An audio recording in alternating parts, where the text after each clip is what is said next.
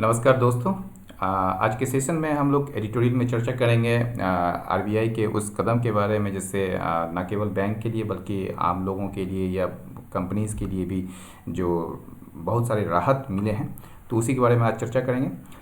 Helping a landing hand. Helping यानी कि help करना, यानी कि मदद आगे बढ़ाना। A landing hand, a landing hand का मतलब क्या होता है? मददगार हाथ, यानी कि जो मदद करने वाला जो हाथ है उसको आगे बढ़ाना। ठीक है। RBI has made life easier for banks. RBI ने लाइफ को जो है वो आसान बना दिया है बैंक्स के लिए। It has given the government the Q for physical support plan.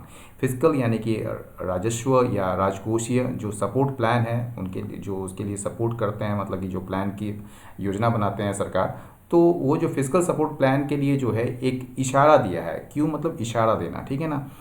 RBI has infuse, infuse मतलब डालना, इन्फ्यूज ऑक्सीजन इनटू। देखिए इन्फ्यूज के बाद इन्फ्यूज समथिंग इनटू समथिंग होता है, ठीक है ना, कोई चीज़ किसी चीज़ में डालना। तो RBI has infused oxygen, oxygen डाला है। यहाँ ऑक्सीजन का मतलब ये जो है फिगरेटिव यूज़ है। ऑक्सीजन का मतलब एनर्जी। इससे जो है फाइनेंशियल सिस्टम जो है काम करना शुरू करेगा, जो कि ठप मतलब कि होते जा रहा है ये, ठीक है।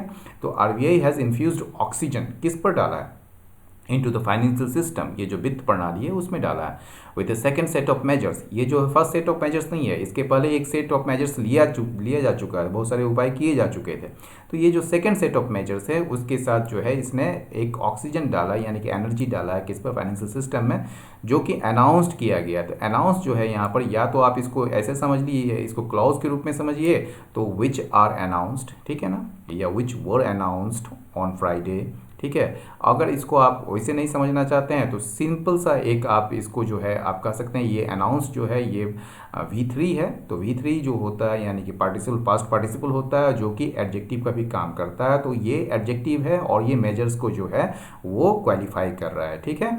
तो announced on Friday by governor Shaktikanta Das, ठीक है ना, ये शक्तिकांत दास के द्वारा अनाउंस किया गया है ये सेट ऑफ मेजर्स को, ठीक है। किस लिए किया गया है? तो यहाँ पर फिर जो है यहाँ इन्फिनेटिव आता है, to combat the lockdown impact, यानी कि इकोनॉमी पर जो लॉकडाउन का जो इम्पैक्ट है, जो असर है, उसको उससे लड़ने के लिए, उससे निजात पाने के लिए।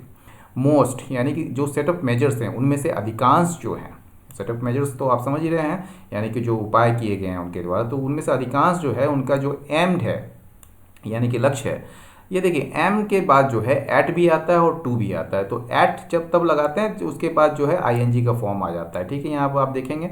लेकिन अगर टू लगाते हैं तो सिंपल सा मतलब कि V1 आता है, यानी कि वर्ब का फर्स्ट फॉर्म, ठीक है। तो अधिकांश का जो लक्ष्य है वो क्या है?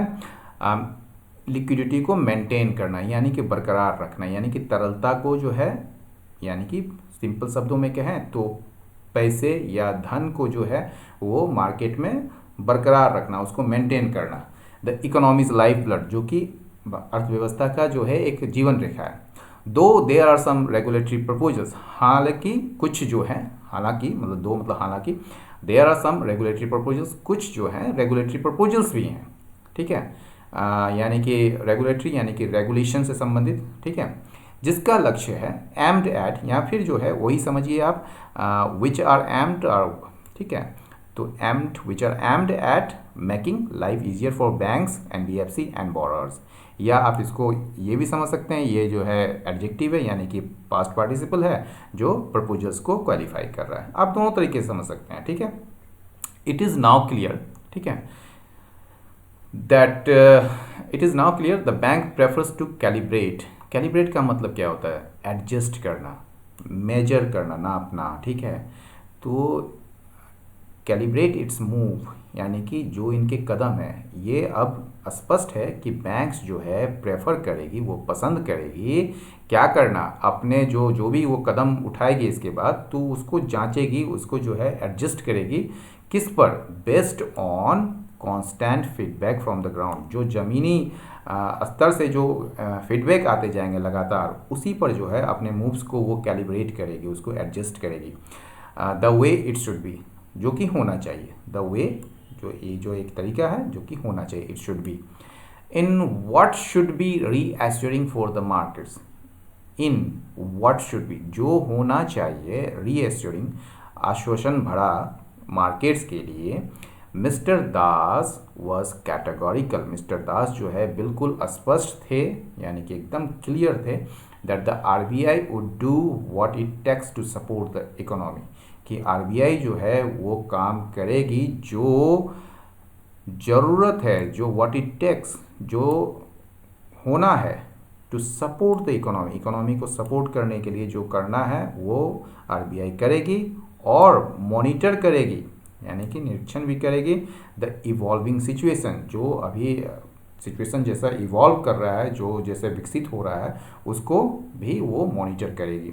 इंडीड, सचमुच में RBI has been very generous in its liquidity maintenance measures in recent times, यानी कि सच में आरबीआई जो है काफ़ी उदार रहे हैं, यानी कि आरबीआई जो है काफ़ी उदार रहा है किस चीज़ में, इन इट्स लिक्विडिटी मेंटेनेंस मेजर्स, यानी कि अपने तरलता को बरकरार रखने के उपाय में ये काफ़ी जेनरस रहे हैं इन रिसेंट टाइम्स, हाल के दिनों में, and particularly so after the lockdown began in March, खास करके तब जब लॉकडाउन जो है मार्च में शुरू हुआ था, उसके बाद से खास करके, ठीक है, विशेष रूप से, there will surely be consequences for the economy, निश्चित रूप से, श्योरली में निश्चित रूप से होगा, कॉन्सिक्वेंसेस परिणाम होगा इकोनॉमी के लिए, इस कारण से, मतलब कि ये जो लिक्विडिटी मेंटेनेंस का जो मेजर्स लिए जा रहे हैं, तो उसकी वजह से जो है कई सारे परिणाम होंगे इकोनॉमी के लिए, ठीक है ना, but that is a worry for another day, लेकिन यह जो चिंता है वो किसी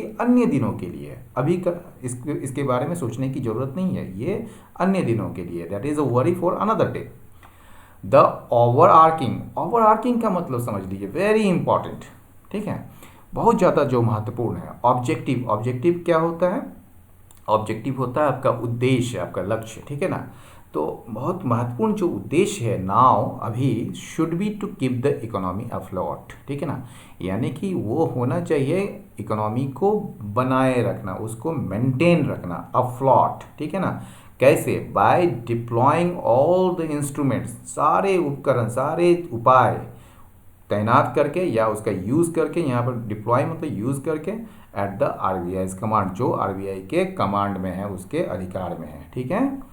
the central bank has learn from its experience of the targeted long term repo operations till now, when banks prefer to deploy the funds in the bonds of PSUs and large corporates, यानी कि central bank ने जाना है, has learned from its experience, अपने अनुभव से, किस चीज़ के अनुभव से, of targeted long term repo operation, ये जो targeted long term repo operation, जिसको TLTRO या LTRO भी कहते हैं, यह एक्चुअली होता क्या है, ये जो होता है एक प्रकार का टूल होता है जो बैंक को इजाज़त देता है बोरो करने के लिए, ठीक है, मतलब कि सेंट्रल बैंक से रेपो रेट पर, ठीक है, कैसे, तो यह जो है बैंक जो है गवर्नमेंट सिक्योरिटीज़ देती है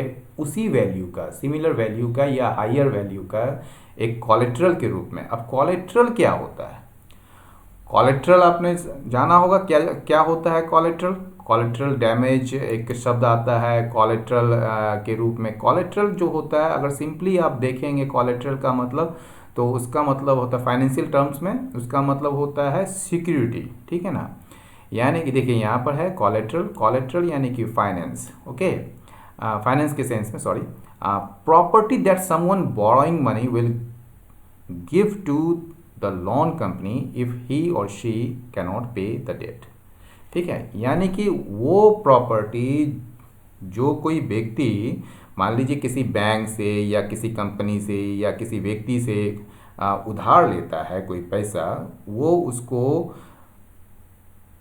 उस कंपनी को अपनी प्रॉपर्टी को गिरवी रख देता है या उसको दे देता है, किसके, अगर वो जो है डेट को जो है वो पे नहीं कर पाता तो वो उसको देना पड़ता है या उसको देता है, ठीक है।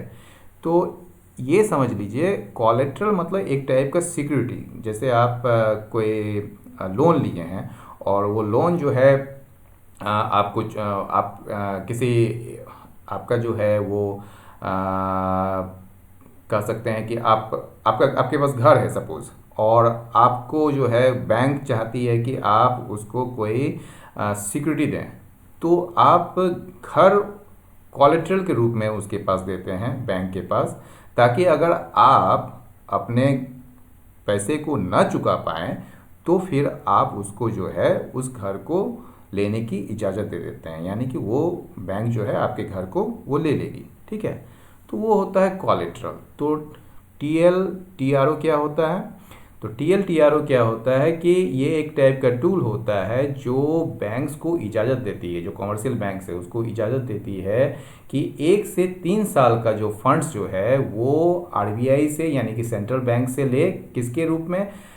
रेपो रेट के रूप में। ठीक है, कैसे ले? तो गवर्नमेंट को सिक्योरिटीज प्रोवाइड करके, ठीक है ना, गवर्नमेंट सिक्योरिटी सॉरी मतलब कि आरबीआई को गवर्नमेंट सिक्योरिटीज प्रोवाइड करके सिमिलर अमाउंट का, सिमिलर सिक्योरिटीज का। ठीक है, और इसे जो होता है मतलब कि इसमें क्या होता है कि आप जो सेंट्रल बैंक से यानी कि आरबीआई जो है वो चाहती है कि बैंक्स जो है इस मतलब एक विकल्प के रूप में फंड्स को यूज़ करें या ऑप्ट करें।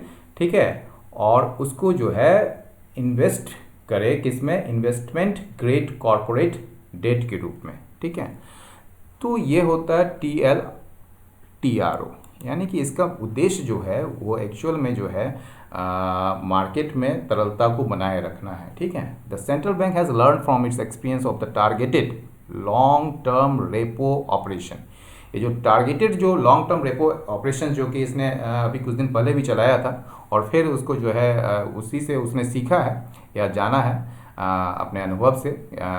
अनुभव क्या है targeted long term repo operation का? टिल नाउ, अब तक जो है वो क्या करती थी, बैंक जो है प्रेफर करती थी, यानी कि पसंद करती थी अपने फंड्स को डिप्लॉय करना, यानी कि उसको रखना किस चीज़ में? इन बॉन्ड्स ऑफ पीएसयूज, यानी कि पीएसयू जो पब्लिक सेक्टर यूनिट्स जो होते हैं उसके बॉन्ड्स में डिप्लॉय करना जो है उनको पसंद होता था, और लार्ज कॉरपोरेट्स के बॉन्ड्स पर। ठीक है, the RBI has called out this risk of attitude of the banks while announcing a further 50,000 crore TLTRO. Call out का मतलब क्या होता है? एक कॉल आउट का जो मतलब होता है, एक होता है टू स्पीक लाउडली, ठीक है, या टू कॉल समवन लाउडली, या कॉल आउट समथिंग का जो मतलब होता है वो होता है to officially order that a military unit become ready for action, यानी कि किसी को ऑफिशियली आधिकारिक रूप से आदेश देते हैं। जैसे यहाँ पर the governor called out the national guard to prepare for the hurricane. ठीक है, यानी कि ऑर्डर दिया उसने। लेकिन यहाँ पर क्या है कि आरबीआई जो है, यानी कि RBI has called out this risk of. Risk of का मतलब क्या होता है? रिस्क ऑफ का मतलब होता है जब आप अपना पैसा यानी कि अपना इन्वेस्टमेंट जो है, जो एक मोड ऑफ इन्वेस्टमेंट बिहेवियर जो होता है किसी भी चीज़ का, जो कंपनी हो चाहे वो बैंक हो, वो क्या होता है कि जब आप शिफ्ट कर जाते हैं हाई रिस्क इन्वेस्टमेंट से लो रिस्क इन्वेस्टमेंट की तरफ, मतलब अब आप इन्वेस्टमेंट में जो है हाई रिस्क लेना नहीं चाहते हैं, और हाई रिस्क नहीं लेंगे तो ऑब्वियस है प्रॉफिट भी नहीं होगा ज़्यादा।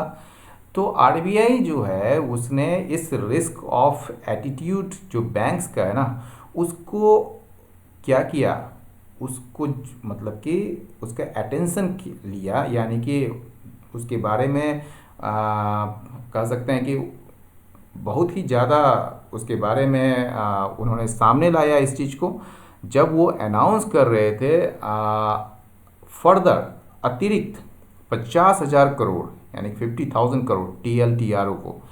All of this has to be, ये सारे जो हैं हैज़ टू बी इन्वेस्टेड, इसको इन्वेस्ट करना पड़ेगा किसमें? In bonds and paper of NBFCs and micro finance institution, यानी कि इन सारी चीज़ों को जो है मतलब ये जो टीआरओ का जो 50 करोड़ है ना, वो इन्वेस्ट कहाँ पर करना पड़ेगा? हैज़ टू बी, यहाँ पे कंपल्सन है। ठीक है, तो एनबीएफसी और जो माइक्रो फाइनेंस जो है सूक्ष्म वित्तीय जो इंस्टीट्यूशन है, संस्थाएं हैं, उनके बॉन्ड्स और पेपर में इन्वेस्ट करने पड़ेंगे। The response to the next round of TLTRO will be interesting to watch. ये जो प्रतिक्रिया जो होगी नेक्स्ट राउंड, अगला दौर TLTRO का, ठीक है ना। तो ये जो TLTRO का जो अगला दौर के तरफ जो है ये जो रिस्पॉन्स आएगा, यानी कि जो प्रतिक्रिया होगी वो काफ़ी रोचक होगा, दिलचस्प होगा उसे देखना। Will be interesting to watch, उसे देखना बड़ा रोचक होगा। सिमिलरली उसी तरह by reducing the reverse repo rate by another 25 basis points, ठीक है, to 3.75%, the RBI has made it furthermore unattractive for banks to indulge in lazy banking by parking excess funds with the central bank rather than land। अब देखिए reverse repo rate में क्या होता है कि आप जो है बैंक जो है अपना पैसा रखती है किसके पास, RBI के पास, कि उससे जो है जो एक्सेस फंड है उससे उसको इंटरेस्ट मिलते रहे। लेकिन उसी तरह जो है क्या किया RBI ने, रिवर्स रेपो रेट को जो है 25 बेसिस पॉइंट से घटा दिया इसने, और उसको कर दिया कितना तक, पहले 4 था तो अभी जो है 3.75 कर दिया। तो सिमिलरली उसी तरह by reducing reverse repo rate, यानी कि रिवर्स रेपो रेट को घटाकर बाय अनदर 25 बेसिस पॉइंट्स, अन्य मतलब कि 25 बेसिस पॉइंट से घटाकर जो है उसको 3.75% कर दिया। और इसके साथ ही जो है RBI ने इस चीज़ को, मतलब कि ये जो रिवर्स रेपो रेट को जो है यानी कि, ठीक है, has made it further more unattractive. Reverse repo rate के कारण जो है ये जो बैंक्स जो पार्क करती थी अपना फंड को, उसको कहीं और ज़्यादा अनाकर्षित, मतलब कि लेस अट्रैक्टिव बना दिया, यानी कि अनअट्रैक्टिव बना दिया। फर्दर मोर मतलब अतिरिक्त और ज़्यादा, ठीक है ना।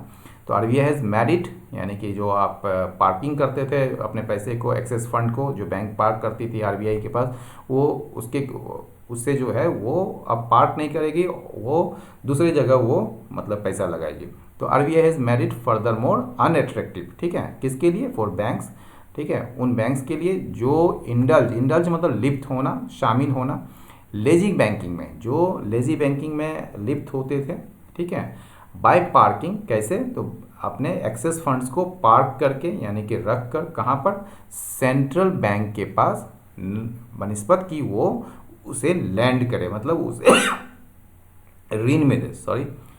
As much as 6.9 lakh crore was park with the RBI as on April 15, मतलब कि लगभग 6.9 लाख करोड़, यानी कि 6.9 लाख करोड़ रुपया जो है, ठीक है, वो RBI के पास है, यानी कि बैंक का अप्रैल 15 में, यानी कि 15 अप्रैल तक जो है वो लगभग, यानी कि एज मच एज मतलब 6.9 लाख करोड़ तक रुपया जो है वो RBI के पास है एज ऑन अप्रैल 15, यानी कि पार्क किया गया है कमर्शियल बैंकों के द्वारा। This is the time when banks will have to be liberal in extending help for working capital loans and drafts to their borrowers including overdrafts to their borrowers including MSMEs। अब आपको यहाँ पर देखिए दो चीज़ समझना होगा, वर्किंग कैपिटल लोन्स और ओवरड्राफ्ट्स, ये ऑलमोस्ट सेम ही होता है, लेकिन आपको यहाँ पर ज़रा सा डिफरेंस है। ये चीज़ वर्किंग कैपिटल लोन्स जो है आप बैंक देती है उन कंपनी को जो अपना कार्य, मान लीजिए उसके अकाउंट में पैसे नहीं है सपोज, ठीक है, तो अपना ऑपरेशन को चलाने के लिए, कंपनी का जो एवरीडे का जो ऑपरेशन है उसको चलाने के लिए जो है, उसको फाइनेंस करने के लिए बैंक जो है उसको वर्किंग कैपिटल लोन देती है, ठीक है। और यह लोन जो है वो लॉन्ग टर्म एसेट्स, मतलब कि ये जितने भी मतलब लॉन्ग टर्म एसेट्स या इन्वेस्टमेंट्स को के लिए नहीं होता है, ये एक्चुअल में होता है कंपनी का जो शॉर्ट टर्म ऑपरेशन नीड्स को जो है वो कवर करने के लिए वर्किंग कैपिटल दिया जाता है। और ओवरड्राफ्ट क्या होता है, मान लीजिए आपके बैंक अकाउंट्स में पैसे नहीं हैं, ठीक है, और आपका रिलेशंस को देखते हुए बैंक के साथ कैसा आपका रिलेशन है, ठीक है, यानी कि आपका जो संबंध है जो आपने मेंटेन किया है अकाउंट को, उसको देखते हुए बैंक जो है आपको, मान लीजिए उसमें 100 रुपया है या 0 पैसा है, मतलब कुछ भी पैसा नहीं है, फिर भी आपको आपके संबंध के आधार पर जो है आपके बैंक, ठीक है, वो बैंक आपको पैसे देती है, ठीक है। उस ये इसलिए होता है कि मान लीजिए जिससे बैंक का जो है, मान लीजिए कि कह सकते हैं आप, जो बोरोवर्स हैं उसका क्रेडिट खराब ना हो, ठीक है। और ये फैसिलिटी जो है आप तभी मेंटेन कर सकते हैं जब अपना बैंक अकाउंट किसी न किसी रूप में वहाँ पर आप मेंटेन कर रहे होते हैं, ठीक है। तो ये होता है ओवरड्राफ्ट्स, ठीक है। तो दिस इज द टाइम, ये समय है जब बैंक्स को जो है कहीं ज़्यादा उदार होना पड़ेगा। किस चीज़ में? इन एक्सटेंडिंग हेल्प, मदद देने में। किसके लिए? वर्किंग कैपिटल लोन्स के लिए और ओवरड्राफ्ट्स के लिए। किसको देना पड़ेगा? टू देयर बोरर्स, उनके जो जो ऋण लेते हैं उनसे, उनको देना पड़ेगा, जिसमें एमएसएमईज भी शामिल है, ठीक है। The government could help here by extending a scheme of credit assurance cover that will encourage banks to be more liberal in their risk outlook. तो आउटलुक जो होता है नज़रिया होता है, ये तो पहले आप समझ लीजिए, ठीक है। और गवर्नमेंट जो है यहाँ पर मदद कर सकती है, ठीक है। कैसे? बाय एक्सटेंडिंग ए स्कीम, ठीक है। एक्सटेंडिंग मतलब आगे बढ़ाकर, ठीक है ना, आगे करके या देकर, एक योजना बनाकर। योजना किस टाइप का? क्रेडिट एश्योरेंस कवर का। ये क्रेडिट इंश्योरेंस और क्रेडिट एश्योरेंस क्या होता है कि आप क्रेडिट इंश्योरेंस या क्रेडिट एश्योरेंस की जब बात तब होती है, ये कवर की जो बात तब होती है जब आप बैंक या कंपनी को यह भरोसा देते हैं कि आप अगर किसी को भी लोन देते हैं या क्रेडिट देते हैं तो आपका जो है कस्टमर डिफ़ॉल्ट हो भी जाएगा तो हम जो हैं, यानी कि जो सरकार है, उसको कवर करेगी, यानी कि उसको मतलब कि आप कह सकते हैं इंसॉल्वेंट होने से बचाएगी। तो गवर्नमेंट जो है वो यहाँ मदद कर सकती है। कैसे? बाय एक्सटेंडिंग ए स्कीम, यानी कि जो स्कीम है, योजना है, क्रेडिट एश्योरेंस कवर की जो योजना होती है ना, जो गवर्नमेंट देती है किसी भी बैंक को, ठीक है। तो वो क्रेडिट एश्योरेंस कवर की जो योजना है उसको एक्सटेंड करके, उसको आगे विस्तार करके, जो कि किसी भी बैंक्स को इंकरेज करेगी, प्रोत्साहित करेगी कि वो और ज़्यादा लिबरल हो और ज़्यादा उदार हो अपने रिस्क आउटलुक में, यानी कि जो रिस्क को की जो नज़रिया है, जो जोखिम का जो लेने की जो नज़रिया है, उसमें और ज़्यादा लिबरल हो। By clarifying that there will be an asset classification standstill during the moratorium period for accounts that were not already NPAs as of March 1st, the RBI has brought relief to borrowers who were worried that opting for the moratorium may turn them into NPAs. देखिए कितना बड़ा line है ये, यहाँ से लेकर यहाँ तक। तो इसको आप तोड़िए ज़रा सा, ये स्पष्ट करके कि there will be an asset classification standstill. ये जो है एक नया टर्म अभी आया है जो कि आरबीआई ने लाया है। ये एसेट क्लासिफिकेशन स्टैंड स्टिल क्या है? स्टैंड स्टिल का मतलब क्या होता है? बिल्कुल मतलब कि एकदम रुक जाना कोई भी चीज़, ठीक है। स्टैंड स्टिल हो जाना मतलब कोई एक्टिविटी नहीं होना उसमें, ठीक है। जिसको आप मॉरेटोरियम भी कह सकते हैं। मॉरेटोरियम भी क्या होता है? मान लीजिए मॉरेटोरियम किसी चीज़ में लगाते हैं आप, ठीक है, तो उसको जो है यहाँ पर देखिए हम मॉरेटोरियम का ज़रूर यूज़ किए होंगे। ये एक पीरियड ऑफ टाइम है जिसके दौरान जो है कोई भी पर्टिकुलर एक्टिविटी जो है वो रुक जाती है। वही चीज़ है स्टैंड स्टिल में। स्टैंड स्टिल में क्या होता है कि आप जो एसेट क्लासिफिकेशन स्टैंड स्टिल जो है आरबीआई जो लेकर आई है, उसमें क्या है, अभी की बात हम बताते हैं आपको कि इसमें कोई भी स्टैंडर्ड बैंक जो कि लोन मॉरेटोरियम को जो एंजॉय कर रही है, अवेल कर रही है मार्च 1 से 31 मई तक का, उसमें क्या होगा, जो 90 दिन का जो नॉन परफॉर्मिंग एसेट होगा, ठीक है ना, वो क्या होगा, उसमें मॉरेटोरियम पीरियड को हटा दिया जाएगा इस टाइप के अकाउंट्स के लिए। और इसमें होगा क्या कि जो भी मतलब कि इसमें क्या होगा कि उन बैंकों को या उन अकाउंट्स को जो है वो क्लासिफाई नहीं किया जाएगा बैड एसेट्स के रूप में, एनपीए के रूप में। कब? आफ्टर स्टिपुलेटेड 90 डे पीरियड, ठीक है। यानी कि 90 दिनों का पीरियड जो पहले था मॉरेटोरियम का, अब उसको बढ़ाकर जो है आरबीआई ने एसेट क्लासिफिकेशन स्टैंड स्टिल के तहत वो 180 दिन कर दिया है, ठीक है। तो इस टाइप के अकाउंट्स में तो बाय क्लैरिफाइंग, यह स्पष्ट करके कि there will be an asset classification standstill, कि एक जो है एसेट क्लासिफिकेशन स्टैंड स्टिल होगा, मतलब एक रोक होगी इस मॉरेटोरियम पीरियड के दौरान उन अकाउंट्स के लिए जो पहले से ही एनपीए नहीं है, यानी कि 1 मार्च तक में, ठीक है ना, 1 मार्च का, ठीक है। द आरबीआई हैज़, और यह क्लैरिफाई करके जो है आरबीआई ने क्या किया है, आरबीआई जो है राहत पहुंचाया है किसको, बोरोवर्स को, जो वरीड थे, जो चिंतित थे कि ऑप्टिंग फॉर द मॉरेटोरियम, यानी कि मॉरेटोरियम को चुनना उसको जो है एनपीए में बदल सकती है, ठीक है, यानी कि नॉन परफॉर्मिंग एसेट्स यानी कि बैड एसेट्स में बदल सकती है उनके अकाउंट्स को। The state finances have got some breathing space, यानी कि स्टेट फाइनेंसेस यानी कि राज्य जो वित्तीय है उसको भी कुछ ना कुछ राहत मिली है। ब्रीदिंग स्पेस का मतलब राहत मिलना, ठीक है ना। ब्रीदिंग स्पेस का भी हमने लिखा है यहाँ पर,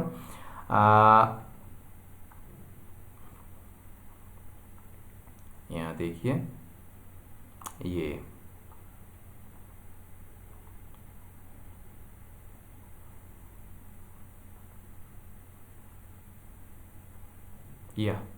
a period of rest in order to increase strength or give you more time to think about what to do next, यानी कि आगे क्या कदम उठाना है, तो उसके लिए एक रेस्ट का जो पीरियड दिया जाता है, तो उस वही राहत का एक सांस लेने की जो है बात हो रही है कि स्टेट फाइनेंसेस को भी जो है एक ब्रीदिंग स्पेस मिला है। कैसे मिला है, through the increase of WMA limit to 60% over the level as on March 31, यानी कि कैसे मिला है, ये WMA ways and means advances जो एक सीमा है उसको बढ़ाकर 60% कर दिया गया ओवर द लेवल, उस लेवल्स पर, ठीक है, ऑन March 31st।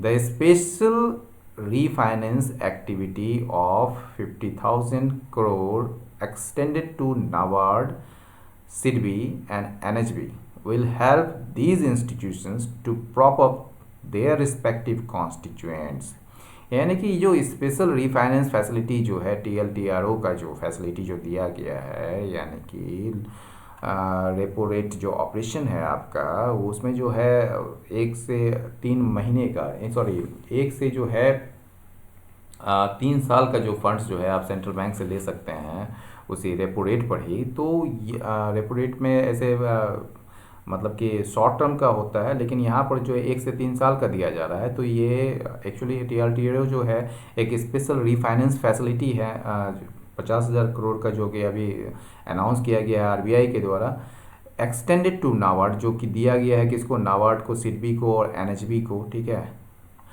ये मदद करेगा इन इंस्टीट्यूशंस को, यानी कि नाबार्ड, SIDBI और NHB और जितने भी माइक्रो फाइनेंस इंस्टीट्यूशन हैं उनको जो है मतलब मदद करेगा किस क्या करने में, टू प्रॉप अप का मतलब क्या, टू सपोर्ट, ठीक है, prop up their respective constituents, यानी कि जो उसके संबंधित जो घटक हैं, कॉन्स्टिट्यूएंट्स मतलब घटक जो हैं उसको प्रॉप अप करने में, मतलब सपोर्ट करने में। The central bank has done what it can, यानी कि सेंट्रल बैंक ने वो कर दिया है जो ये कर सकता है। It is now over to the government for the fiscal support package. अब जो है बॉल जो है आपका, या अब उत्तरदायित्व जो है वो गवर्नमेंट पर है फिस्कल सपोर्ट पैकेज के लिए। तो दोस्तों, आपको ये प्रोग्राम कैसा लगा, ये आप अपना फीडबैक कमेंट बॉक्स पर ज़रूर दें, और लाइक करना, शेयर करना और सब्सक्राइब करना ना भूलें। बहुत बहुत धन्यवाद।